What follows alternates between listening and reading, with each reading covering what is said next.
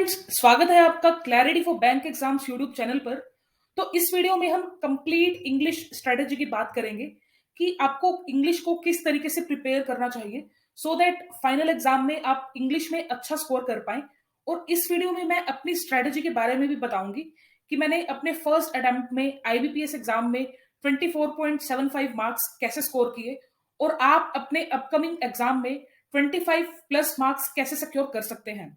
तो इससे पहले मैंने एक वीडियो बनाई थी जिसमें मैंने आपको सेक्शन वाइज टॉप एजुकेटर्स के बारे में बताया था कि आप रीजनिंग के लिए इन एजुकेटर्स को फॉलो कर सकते हैं, क्वांट के लिए इन एजुकेटर्स को फॉलो कर सकते हैं और लाइकवाइज इंग्लिश के लिए इन 3 एजुकेटर्स का नाम बताया था, जो कि इस तरीके से हैं। निमिषा बंसल मैम, जो कि अब अकेडमी पे पढ़ा रही हैं। विशाल सर फ्रॉम एवीपी टीम, अब सर बैंकिंग वाला चैनल पे पढ़ा रहे हैं। पहले सर अन अकेडमी पे बैंकर्स वे चैनल पर पढ़ाते थे। लाइकवाइज आंचल मैम पहले टेक्स्ट बुक चैनल पे पढ़ाती थी और अब बैंकिंग वाला चैनल पर पढ़ा रही हैं। तो इन टीचर्स की हेल्प से, इन एजुकेटर्स की हेल्प से आप इंग्लिश को स्ट्रॉन्ग बना सकते हैं और फाइनल एग्जाम में अच्छा स्कोर कर सकते हैं।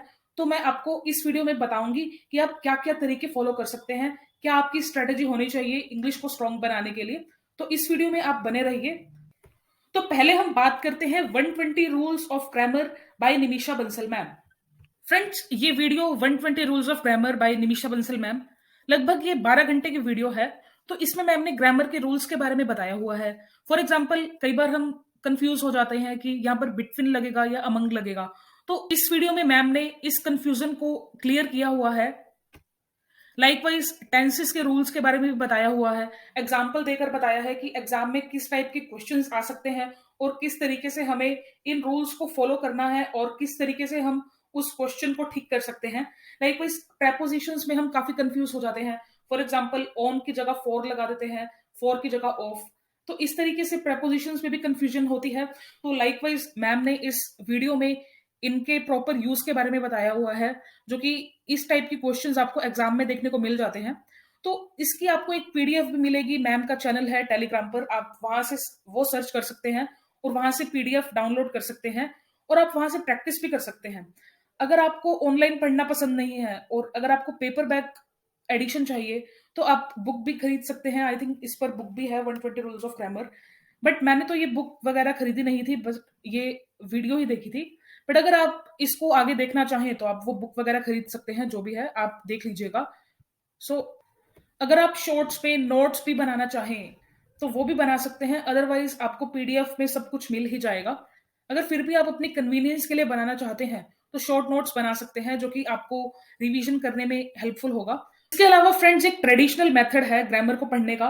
फॉर एग्जाम्पल, एजुकेटर्स भी आपको इसी तरीके से पढ़ाते हैं कि नाउन के बारे में 1-2 घंटे के लेक्चर्स होंगे कि नाउन ये होता है। उसके बाद टेंसेस के बारे में पढ़ाएंगे, 4-5 घंटे का लेक्चर होगा कि प्रेजेंट टेंस ये होता है, उसमें प्रेजेंट इंडेफिनिट ये, कॉन्टिन्यूस ये। उसके बाद ऐसे इस तरीके से आपको प्रेजेंट टेंस कंप्लीट कराएंगे। उसके बाद past tense and then future tense. तो फ्रेंड्स, अगर आप इंग्लिश में बहुत ज्यादा वीक हो, अगर आपको बिल्कुल भी याद नहीं है कि पास्ट टेंस में क्या यूज होता था और फ्यूचर टेंस में हम क्या यूज करते हैं, अगर आपको वो सब याद नहीं है तो आप वो ट्रेडिशनल मेथड फॉलो कर सकते हो। बट अगर आपकी थोड़ी सी भी अंडरस्टैंडिंग है तो आई डोंट थिंक सो वो लेक्चर्स को आपको फॉलो करना चाहिए। बिकॉज फ्रेंड्स, अगर आप इसी तरीके से पढ़ेंगे तो लगभग 80-90 घंटे का कंटेंट हो जाएगा और उसके बाद उसकी रिवीजन होगी नहीं, तो वो आप सब पढ़ा हुआ भूल जाओगे। तो आई डोंट थिंक सो उसको, उस कंटेंट को कंज्यूम करने का कोई मतलब बनता है या फिर वो फ्रूटफुल एक्टिविटी होगी। आई डोंट थिंक सो आपको उस तरीके से करना चाहिए। बट अगर आपको लगता है कि प्रेपोजिशन में तो मैं बिल्कुल ही वीक हूं, कि मुझे प्रेपोजिशन को देखना है अच्छे से, स्टार्टिंग से देखना है, तो आप ऑप्शनली वो सब एक्सेस कर सकते हैं। अदरवाइज स्टार्टिंग से लेकर एंड तक वो लेक्चर्स फॉलो करने की बिल्कुल भी जरूरत नहीं है।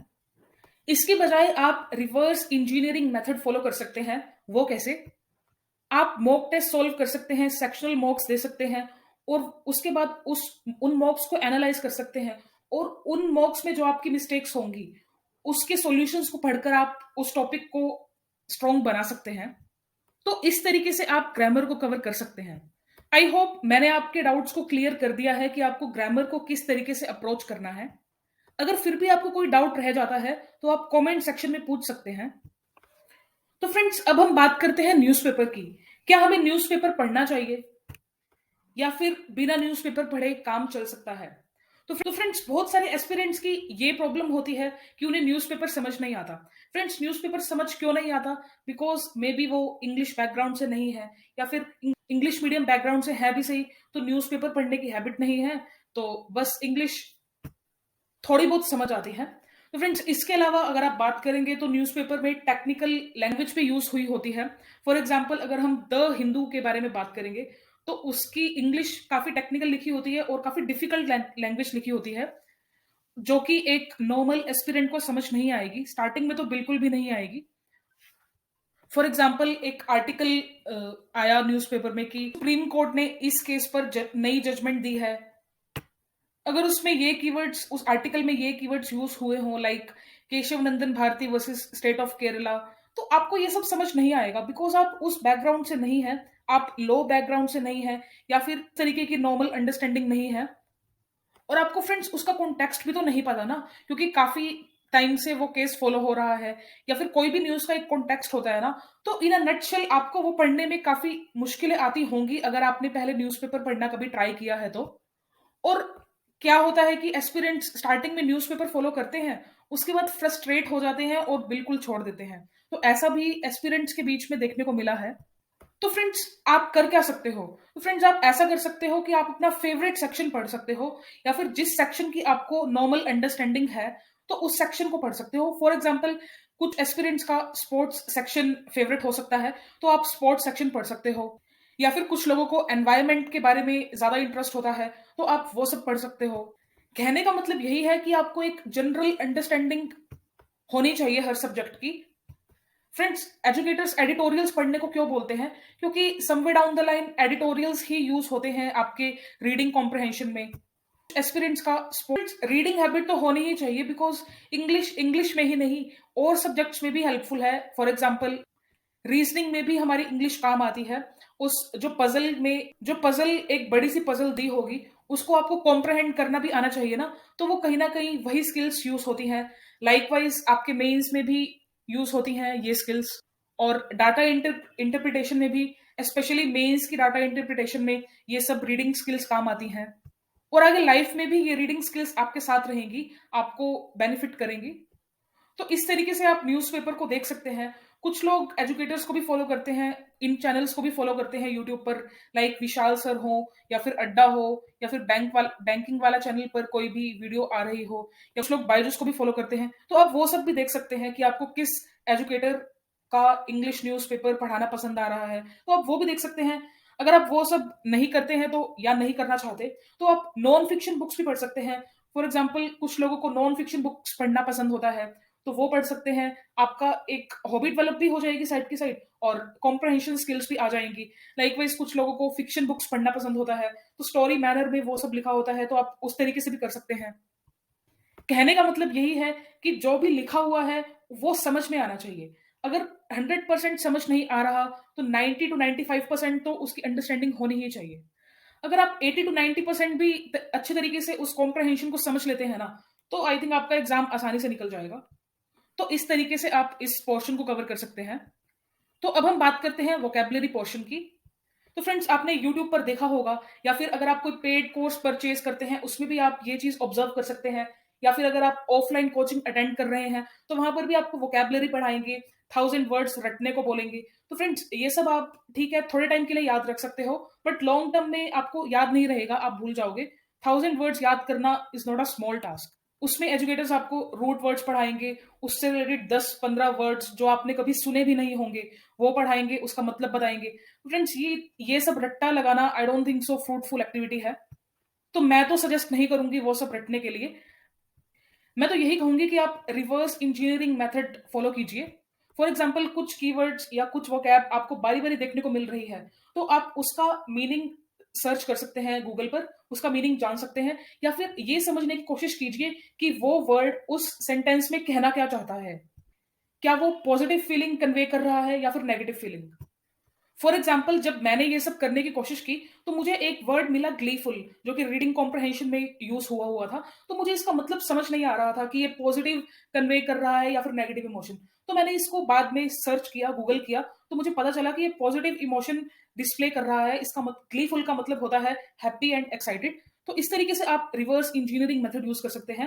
वो वोकेबलरी 1000 या 2000 या फिर 10,000 वर्ड्स याद करना, आई डोंट थिंक सो एक फ्रूटफुल एक्टिविटी है। तो ये हमने बात की वोकैब की। तो अब हम बात करेंगे किस तरीके के क्वेश्चंस हमें देखने को मिलते हैं फाइनल एग्जाम्स में। कुछ लोग बायजूस को भी फॉलो करते हैं, तो आप वो सब भी देख सकते हैं कि आपको किस एजुकेटर का इंग्लिश न्यूज़पेपर पढ़ाना पसंद आ रहा है, तो आप वो भी देख सकते हैं। अगर आप वो सब नहीं करते हैं तो या नहीं करना चाहते, तो आप नॉन फिक्शन बुक्स भी इस तरीके के क्वेश्चंस आपको फाइनल एग्जाम में देखने को मिलते हैं।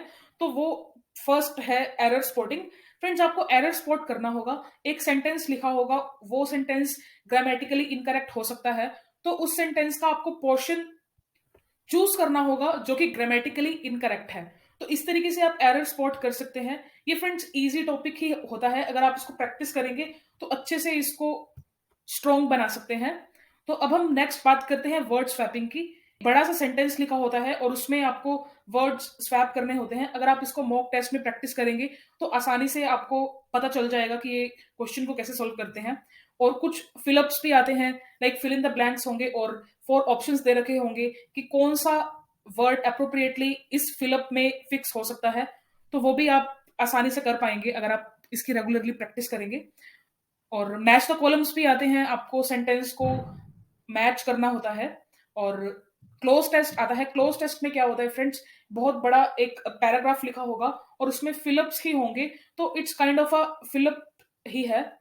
तो क्लोज टेस्ट भी इजी आते हैं फ्रेंड्स। नाम, इसका नाम पढ़कर मे भी आपको लग सकता है कि पता नहीं ये क्या चीज है, कोई बहुत ही मुश्किल चीज होगी, बट फ्रेंड्स ऐसा नहीं है।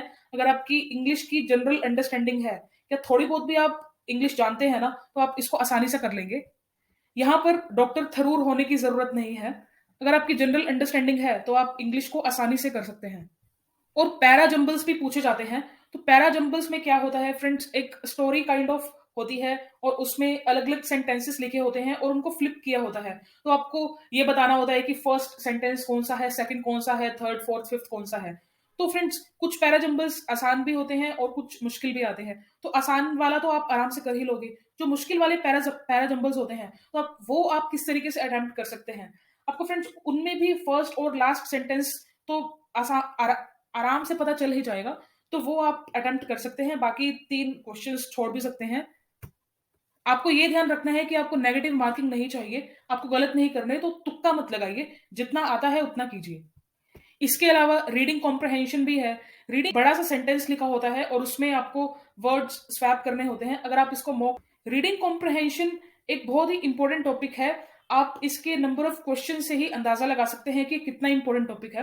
रीडिंग कॉम्प्रहेंशन के लगभग 8 से 10 क्वेश्चन आपको एक टेस्ट में देखने को मिल जाते हैं। तो इसीलिए मैंने आपको बताया कि रीडिंग बहुत जरूरी है। आप जरूर रोज एक आर्टिकल पढ़िए। अगर आपको कुछ और पढ़ना पसंद नहीं है, like newspaper and fiction and non fiction books, तो आप नॉर्मली गूगल पर जाकर अपना मन पसंदीदा आर्टिकल पढ़ सकते हैं इंग्लिश में और उसकी जनरल अंडरस्टैंडिंग डेवलप कर सकते हैं। अगर आप ये सब करते हैं तो आप रीडिंग कॉम्प्रहेंशन आसानी से सॉल्व कर लेंगे। तो अब हम बात करते हैं प्रैक्टिस की। इसको आप प्रैक्टिस कहाँ से कर सकते हैं? तो फ्रेंड्स प्रैक्टिस के लिए मैं सजेस्ट करना चाहूंगी मिनी मॉक्स के बारे में। प्रैक्टिस मॉक एक ऐप है, उसमें टॉपिक टेस्ट दिए हुए हैं। फॉर एग्जाम्पल, अगर आपको रीडिंग कॉम्प्रहेंशन प्रैक्टिस करने हैं तो आप वहां से प्रैक्टिस कर सकते हैं। टॉपिक वाइज टेस्ट दिए हुए हैं, तो उस तरीके से आप फ्री टेस्ट का फायदा उठा सकते हैं। लाइकवाइज अड्डा पर भी क्विजेज हैं, तो वो भी आप सॉल्व कर सकते हैं, वो भी फ्री ऑफ कॉस्ट है। और इसके अलावा टेक्स्ट बुक ऐप पर भी आपको प्रैक्टिस करने को मिनी मॉक्स मिल जाएंगे, तो वहां से भी आप कर सकते हैं। इसके अलावा कोई और भी एप्लीकेशन पर आपको अगर मिनी मॉक्स मिलते हैं तो वहां से आप प्रैक्टिस कर सकते हैं। इस तरीके की प्रैक्टिस करने के बाद आप सेक्शनल मॉक्स भी दे सकते हैं। सेक्शनल मॉक्स के बाद आप फुल मॉक देंगे, तो इससे आपकी अच्छे से प्रैक्टिस हो जाएगी। तो फ्रेंड्स अगर आप इंग्लिश में वीक हैं तो आप रोज एक मॉक लगाइए। अगर आप रोज एक मॉक लगाते हैं तो आप इजीली इंग्लिश को कवर कर सकते हैं। अब हम ब्रह्मास्त्र मेथड की बात करते हैं इंग्लिश के लिए, वो है रिवर्स इंजीनियरिंग। ये मेथड उनके लिए स्पेशली बेनिफिशियल है जो कि इंग्लिश में अपने आप को बहुत ही वीक मानते हैं। तो अगर आपको कुछ और पढ़ना पसंद नहीं है, like newspaper and fiction and non fiction, आप इस मेथड का कैसे बेनिफिट ले सकते हैं? आप रेगुलरली मॉक अटेम्प्ट कीजिए और उसको एनालाइज कीजिए। एनालाइज करने के बाद अपनी मिस्टेक्स पता कीजिए और उसी के अकॉर्डिंग अपनी वीकनेस पे काम कीजिए। तो इस रिवर्स इंजीनियरिंग मेथड की हेल्प से आप अपने सब्जेक्ट को स्ट्रॉन्ग बना सकते हैं। तो फ्रेंड्स इस वीडियो में मैंने बात की इंग्लिश स्ट्रैटेजी के बारे में कि आप किस तरीके से 25 प्लस मार्क्स स्कोर कर सकते हैं। तो फ्रेंड्स, इस वीडियो में इतना ही। अगर आप अपना सजेशन देना चाहते हैं कोई भी, तो आप नीचे कमेंट सेक्शन में दे सकते हैं। तो फ्रेंड्स, इस वीडियो में इतना ही। आप इस वीडियो को लाइक, शेयर एंड सब्सक्राइब कर सकते हैं। So that's it for this video. Thank you very much.